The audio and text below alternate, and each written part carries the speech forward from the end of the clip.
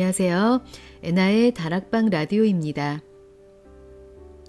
일제강점기부터 독재정권 시절까지 우리나라의 근현대사를 돌아보면 나는 참 운 좋게도 좋은 세상에 태어나 살고 있구나 하는 생각이 절로 들곤 합니다. 흔히 질곡의 근현대사라고 표현을 하는데요. 학창시절 단편적인 사실 위주로 배웠던 근현대사를 피부에 와닿도록 생생하고 깊이 있게 가르쳐준 건 다름 아닌 조정래 작가님의 소설들이었습니다. 분단문학의 최고봉이라 불리는 태백산맥, 일제 식민 통치로 고통받았던 우리 민족의 순환과 투쟁을 다룬 아리랑, 한국전쟁 이후인 1959년부터 1980년까지 20년 동안의 현대 한국사를 다룬 한강까지 이 세 편의 대하소설은 20세기 한국 현대사 3부작이라 불립니다. 20년에 걸쳐 집필된 이 세 편의 대하소설은 1300만 부 판매라는 한국 출판사상 초유의 기록을 수립하기도 했습니다. 그 화려하고 위대한 기록 뒤에는 조정래 작가님 스스로 글감옥이라 표현했던 무려 20년의 인고의 세월이 있었는데요. 오늘 소개할 황홀한 글감옥, 바로 이 책에 조정래 작가님의 작가로 살아온 바로 그 세월이 풍성하게 담겨 있습니다. 이 책은 40년 작가 생활을 바탕으로 청년 250명에게 평소 작가 조정래에게 궁금했던 질문 500여 개를 받은 뒤 이 질문 가운데 84개를 추려서 그에 답하는 형식으로 되어 있는데요. 그에게 문학이란, 소설이란 무엇인지부터 소설 속 숨겨진 이야기들, 그리고 사회적으로 반향이 컸던 작품들을 세상에 내놓을 때마다 겪었던 놀라운 비화들까지 작가 조정래는 물론 인간 조정래의 모습까지를 엿볼 수 있습니다.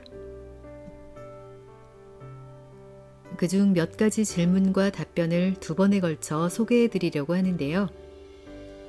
조정래 선생님 소설들은 10권, 12권에 달하는 대하소설인데도 한번 손에 쥐면 끝까지 놓을 수 없는 힘이 있죠. 그래서 긴 소설을 끌고 가면서도 강한 흡입력을 유지하는 비결에 대해 먼저 들려드리겠습니다. 그리고 아들 며느리에게 태백산맥 10권을 필사하게 했다는 이야기는 유명한데요. 그렇게 한 이유는 무엇인지, 마지막으로 부인이신 김초혜 시인은 조정래 문학 인생에서 어떤 존재인지까지 우선 오늘은 이렇게 세 가지 이야기를 들려드리겠습니다. 다음 편도 기대해 주시고요. 오늘 들려드리는 이야기 끝까지 귀 기울여 들어주세요.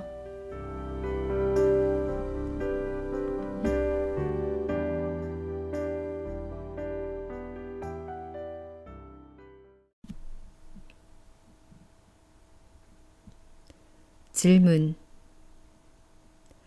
조정래 선생님의 태백산맥, 아리랑, 한강은 대작 중에 대작일 뿐만 아니라 분량도 매우 방대합니다. 그런데 그 긴 소설이 전혀 지루하지 않게 이어집니다. 소설의 모든 것이 작가의 창작이라면 그 강한 흡입력도 작가에 의해 만들어진 것이 분명합니다. 그 요령이 무엇인지, 어떤 방법을 쓰신 것인지 알고 싶습니다. 답변.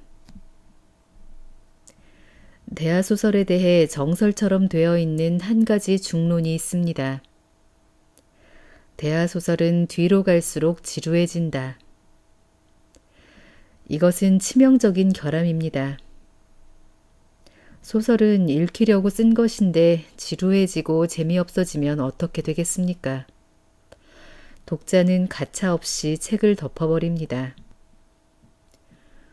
저는 세 편의 대하소설에 무엇을 쓸 것인가 하는 중요성에 못지않게 어떻게 지루하지 않게 할 것인가 하는 문제에 대해 고심했습니다. 소설에 제 아무리 중대한 얘기를 담았다고 해도 지루하고 재미없어서 독자가 외면해버리면 공연불이 되고 마는 것입니다. 저는 오랜 고심 끝에 다음과 같은 것을 제 자신에게 주입하기 시작했습니다. 첫째, 집필기간을 최대한 단축하는 것이었습니다. 왜냐하면 집필기간이 5년을 넘고 10년을 넘으면서 작가는 도리 없이 늙어갑니다. 그 세월의 힘은 작가만 늙게 만드는 것이 아니라 소설까지 늙게 해버리는 것입니다. 세월이 길어지면서 작가는 긴장이 풀리고 늙음과 함께 지쳐갑니다. 그러니 소설이 뒤로 갈수록 지루해질 수밖에요. 그걸 막아내는 방법은 집필 기간을 최대한 단축하는 것밖에 없었습니다. 그럼 집필 기간을 최대한 단축하는 구체적인 방법이 무엇일까요? 첫째, 저는 술을 마시지 않기로 했습니다. 술이 무슨 상관이 있느냐고요? 들어보십시오. 만취하도록 술을 마시려면 하룻밤이 다 가버립니다. 그러나 그것으로 끝나지 않습니다. 만취는 반드시 숙취를 가져오고 그 숙취는 다음 날 꼬박 하루를 잡아먹습니다. 그러나 숙취 또한 그것으로 끝나지 않습니다. 글을 쓸 컨디션이 되려면 머릿속이 투명하게 맑아야 하고 몸에 가뿐하게 탄력이 붙어야 하는데 글이 되려면 또 하루가 꼬박 없어져야 합니다. 이렇게 되면 한 번 술을 마시는데 며칠이 없어졌지요? 예, 사흘의 탕진으로 원고지 몇 장이 날아간지 아십니까? 하루 집필량이 평균 30장, 사흘이면 90장이 날아간 것입니다. 그 복구는 불가능합니다. 하루 10장씩 더 쓰면 될 거 아니냐고요? 아니죠. 하루 평균 30장이란 12시간에서 14시간 동안 노동해서 얻을 수 있는 최대량이기 때문입니다. 그래서 저는 태백산맥, 아리랑, 한강을 쓰는 20년 동안 술을 한 번도 마시지 않았습니다. 많은 사람이 이 사실을 믿지 않고 어떤 문의는 괴물대하듯이 하기도 합니다. 둘째, 하루의 집필량을 30장으로 정했습니다. 그리고 그것을 꼭 지키기 위해 한 달 집필량 합산표를 만들어 책상 위에 딱 놓습니다. 한 달 집필량 합산표가 뭐냐고요? 별것 아니고 간단히 만들 수 있습니다. 원고지 한 장을 반으로 접어 자릅니다. 그것을 뒤집어 맨 위에 작품 이름을 씁니다. 그리고 왼쪽에 연월을 표시합니다. 그 다음 10일씩 3줄로 한 달을 표시합니다. 그리고 하루가 지날 때마다 그 숫자 아래에 그날의 집필량을 표시합니다. 그 손바닥만한 종이 한 장이면 한 달 동안의 집필 현황이 한눈에 들어옵니다. 맨 끝날의 아랫줄 숫자를 보면 한 달 집필량이 얼마인지 알 수 있는 거죠. 숨이 막힌다고요? 네. 이 세상의 모든 노동은 치열한 것을 요구할 뿐 감상적 기분을 허용하지 않습니다. 다만 그 노동에서 재미와 즐거움을 느끼느냐 못 느끼느냐로 행불행이 갈립니다. 저는 그 숨막히는 노동의 세월을 글과목이라고 표현했고 그 노동을 하고 있을 때 가장 행복을 느끼는 것이었습니다. 어찌 그럴 수 있느냐고 묻지 마십시오. 그러니까 작가라는 직업으로 평생을 살아온 것 아니겠습니까? 그 숨막히는 노동을 견딜 자신이 없으면 작가 되기를 원치 마십시오. 그리고 리모컨과 싸워 이겨야 한다는 것이었습니다. 글 쓰는 것과 그게 무슨 상관이 있느냐고요? 재미의 선택 앞에서 현대인의 의식은 리모컨의 속도에 완전히 습관이 되어 있으며 그 습관은 그대로 책 읽기에도 적용된다는 사실입니다. 몇 줄이 재미없고 더하여 한두 페이지가 재미없으면 리모컨을 누르듯 책을 덮어버리게 된다는 사실을 저는 응시하지 않을 수 없었습니다. 다시 말해서 현대인들에게 책을 읽힌다는 것은 리모컨과 싸워 이겨야 하는 것이라고 저는 인식했습니다. 저는 이 싸움에서 이기기 위해 첫째, 텔레비전에 못지않게 이야기를 빠르게 전개시키기로 했습니다. 그 방법으로는 한 장을 원고지 100매에서 120매 이내로 잡는 것입니다. 그리고 장마다 단편소설을 한 편씩 쓰는 식으로 구성을 치밀하게 합니다. 그러면 그 구성의 치밀도에 따라 장면의 이동이 텔레비전을 비웃듯 빠르게 이루어집니다. 그리고 그 속도에 따라 작품의 긴장도 늦추어질 틈이 없으니 독자의 의식의 리모컨이 작동될 수가 없겠죠. 막장에 서서 곡괭이질을 하는 광부만이 석탄을 캘 수 있습니다. 당신이 글을 쓰고자 한다면 당신은 언제나 막장에 서 있는 광부여야 합니다. 40년, 50년 글을 쓰는 작가도 한 문장을 쓸 때마다 한 번 곡괭이질하는 광부의 노동을 바치고 있다는 사실을 잊지 마십시오. 우리의 시대는 자본주의 시대입니다. 이윤을 극대화하고자 하는 목적에 기여해야 하는 자본주의의 노동은 치열하다 못해 가혹하기까지 합니다. 말이 좋아 하루 8시간 노동이지 그 가혹성 때문에 모든 사람은 지쳤고 다른 일에 무관심해졌습니다. 그런 그들의 영혼을 흔들어 깨우고 마음이 울려 이끌리게 하고 그 감정이 사무쳐 오래오래 남는 것, 그것이 감동일 것입니다. 그러나 문자를 통해 그 일을 해내기란 얼마나 어렵습니까? 그래서 저는 작정했습니다. 그들을 감동시키려면 그들의 2배, 하루 16시간의 노동을 바쳐야 한다.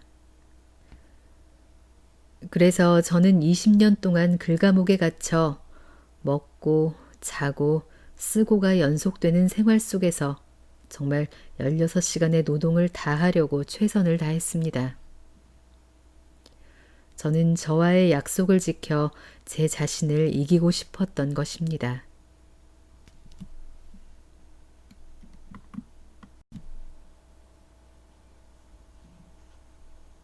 질문. 한강 작가의 말을 보면 아들과 며느리에게 선생님의 태백산맥을 베끼게 하셨습니다. 벌써 시간도 꽤 흘렀으니 그분들은 이제 완성을 했는지요? 선생님을 몹시 흠모하고 있던 저는 그 부분을 읽고 저도 그 책을 베끼기로 결심하였습니다. 그러나 쉽지 않은 일이더군요. 이 질문은 조정래 선생님께 올린다기보다는 아들 내외분께 하고자 합니다. 필사 후 성과가 있으셨나요? 있었다면 어떤 것이었는지 궁금합니다. 답변.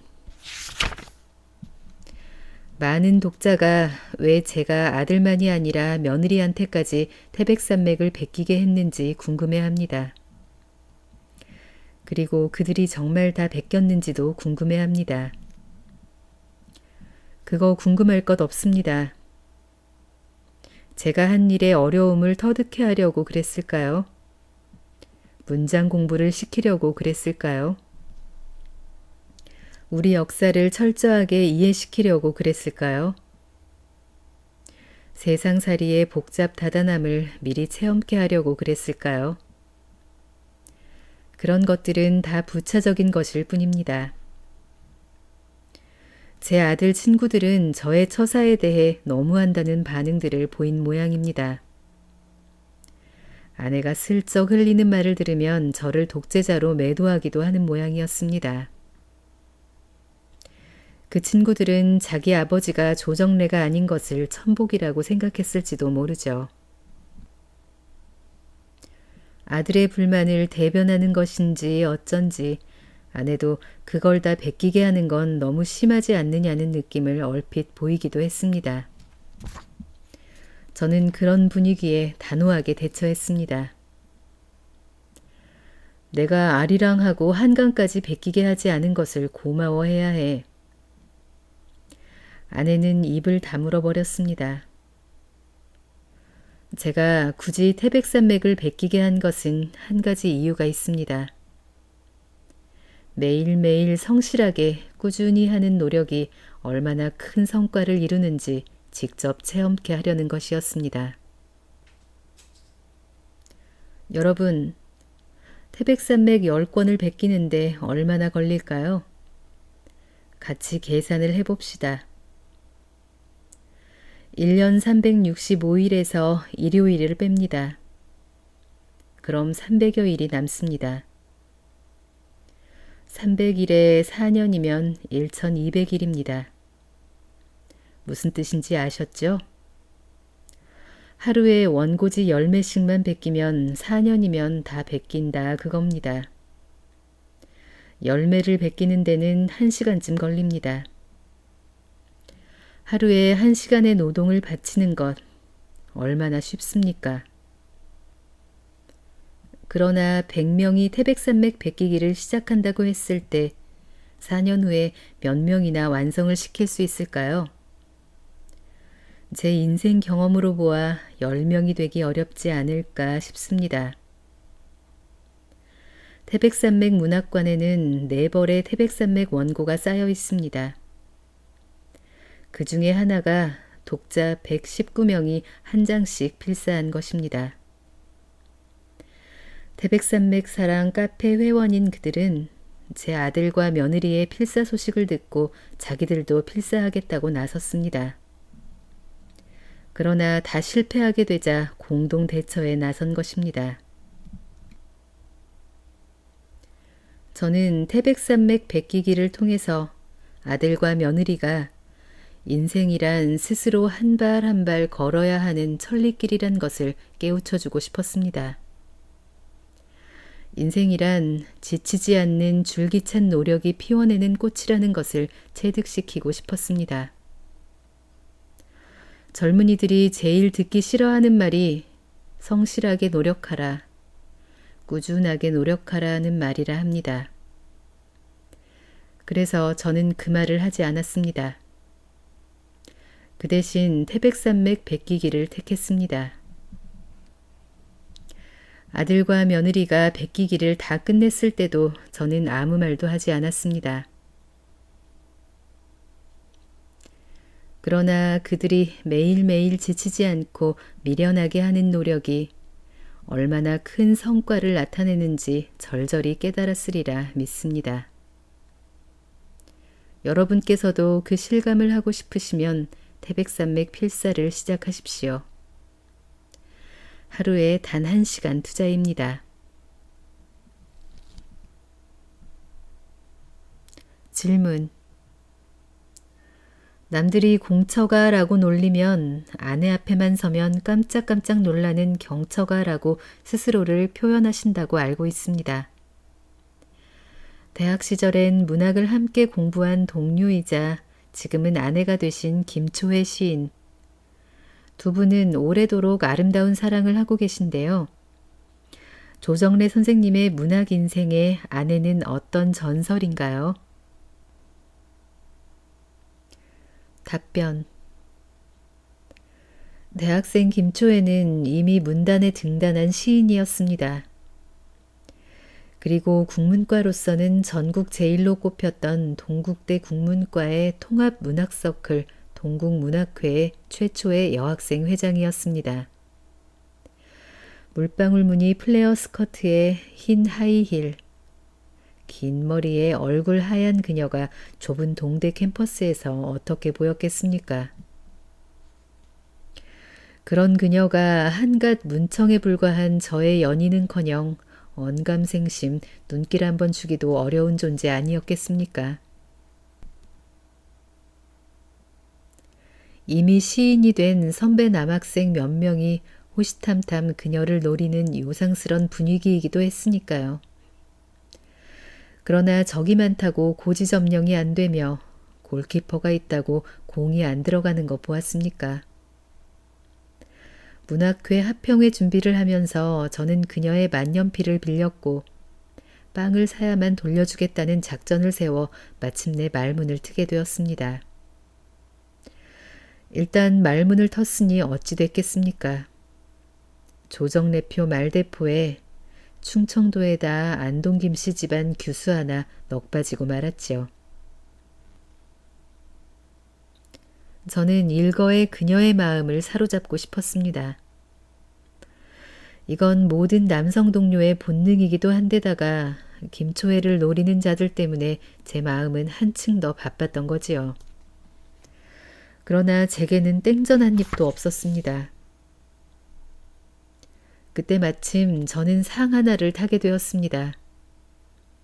동대 신문사에서 제1회 학술상을 공모했습니다. 그건 두 분야, 각 학과 전공에 따른 논문상과 시, 소설을 포함한 창작상이었습니다.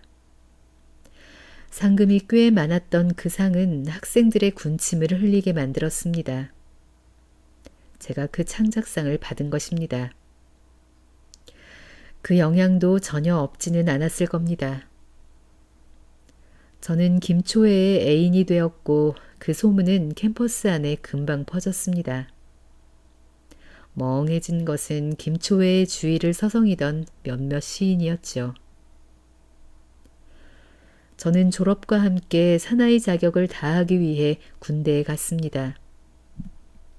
훈련소를 거쳐 1등병으로 근무하던 어느 날이었습니다. 자꾸 선을 보게 하는데 이제 상대가 싫다고 둘러댈 말도 없다. 면회온 애인 김초애의 말이었습니다. 당연한 일이었습니다. 남자 나이 25은 군대 1등병일 뿐이지만 여자 나이 25은 혼기 놓친 노처녀 신세였습니다.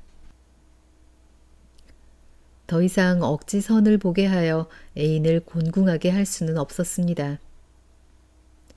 결혼해. 우리 결혼하자고. 저는 용감무쌍하게 선언했습니다. 저는 남자의 만용이었다 치더라도 김초애는 어쩌자고 결혼을 결심했을까요? 조정래.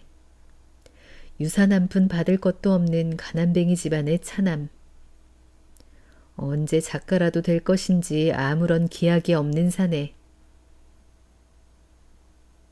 수입이라고는 전무한 대한민국 육군 1등병일 뿐인 사내를 남편으로 맞이하고자 하다니. 지금 생각해도 아슬아슬 조마조마한 일일 뿐이고 어쨌거나 김초애는 시만 잘 쓰는 게 아니라 사람 보는 눈도 탁월했다고 해야 할 것입니다. 제가 지금까지 42년 동안 김초애의 한 여자를 해바라기 하며 살아온 것은 그때 저를 선택해 준 것에 대해 보은을 다하려는 마음가짐입니다. 그때 김초애가 보잘것없는 저를 외면해버렸다면 저는 깊게 상처받은 영혼을 떠안고 오늘과는 영 다른 방향에서 방황하고 있었을 것입니다. 제 아내 김초애는 제가 쓴 소설의 최초 독자였고 최고의 열독자였고 지적자였고 수정자였고 감독자였고 충고자였고 격려자였고 결제자였고 지지자였고 축하자였습니다. 아내는 제 소설을 한 줄도 빼놓지 않고 열심히 읽습니다. 그리고 좀 이상하거나 마땅찮거나 석연찮거나 흡족치 않은 부분을 꼼꼼히 백지에 메모를 해놓습니다. 그런데 그 양이 많으면 저는 벌컥 화를 냅니다. 쓰느라고 지친 데다가 글을 쓸 때는 신경이 곤두서고 날카로워져 거의 정상이 아니기 때문입니다. 그러면 아내는 그 순간 자취를 감추어 버립니다. 감정 다칠 필요 없는 삶의 지혜지요. 얼마가 지나 저는 아내가 지적해 놓은 것을 읽어봅니다. 그리고 순한 양처럼 그것을 다 고쳐나갑니다. 그러기를 평생 했습니다. 그런데 여러분, 이런 분한 일도 있습니까? 저도 아내 시의 최초의 독자고 최고의 열독자입니다. 그럼에도 불구하고 아내는 제 지적을 단 한 번도 절대로 받아들인 적이 없습니다. 시는 소설보다 더 윗질인 고급 문학이니까. 아내의 한마디입니다. 그렇습니다. 저는 시 쓰다 포기한 실패자니까 아무 할 말이 없습니다. 우리는 결혼하기 전에 우리는 서로 장르가 다르니까 결혼할 수 있는 것이다 라는 사실을 확인했습니다. 장르가 같으면 부부를 서로 비교하며 입길에 올리는 것이 세상의 악이니까요. 우리가 부부 문인으로 늘 함께 다니게 되자 세상은 기다렸다는 듯이 저를 공처가라 부르기 시작했습니다. 예상한 일이라 저는 한술 더 떠서 아내를 보면 무서워 깜짝깜짝 놀라는 경처가라고 응수했지요. 그리고 우리는 또 한 가지 서로의 세계를 존중하되 간섭하지 않는다라는 약속을 했습니다. 우리 부부는 그 약속을 한 번도 어긴 적이 없습니다. 아내는 제 소설을 지키기 위해서 그 많은 역할만 한 것이 아닙니다. 긴 소설을 연달아 쓰는 20년 동안의 건강을 지키기 위해 하루도 빠지지 않고 장보기를 해서 상을 차렸습니다. 그러니 내 어찌 절반은 아내가 쓴 것이나 마찬가지라는 말을 안 할 수 있겠습니까? 아내에게 아부한 것이 아니었습니다. 진심 어린 감사였지요. 얼마 전 인터뷰에서 당신에게 김초애는 무엇이냐라는 질문이 건너왔습니다. 김초애는 나에게 날로 새롭게 피어나는 꽃이다. 그래서 닭살부부라는 별명을 새로 얻었습니다.